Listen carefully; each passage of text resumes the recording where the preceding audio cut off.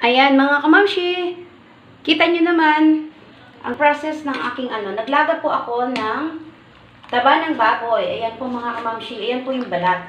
Ito po ay gagawin natin sa ating tinatawag na chicharon. Mga kamami, ito po.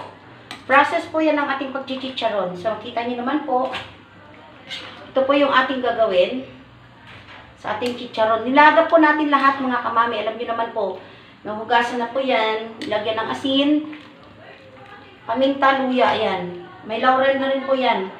Para at least matanggal yung lansa at saka amoy po ng ating balat ng baboy. Ayan mga kamami, kita nyo naman po ang ating process ng ating paggagawa ng ating chicharon.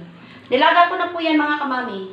Para hiwa-hiwain na lang po para at least kung mainit bukas, ibibilad. Kung hindi, okay lang po mga kamami kay ilulunod po natin diretso sa process. Ayan mga kamami, kita nyo naman po ang aking paglalaga ng ating balat ng baboy. Ayan, di ba?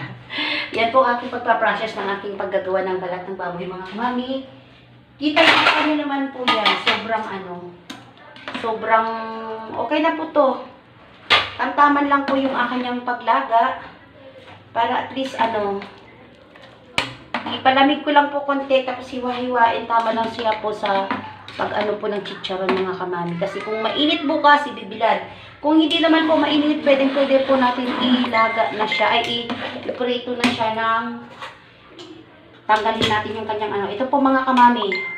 Panang another batch po. Maglalagay po ako ng another batch sa ating chicharon.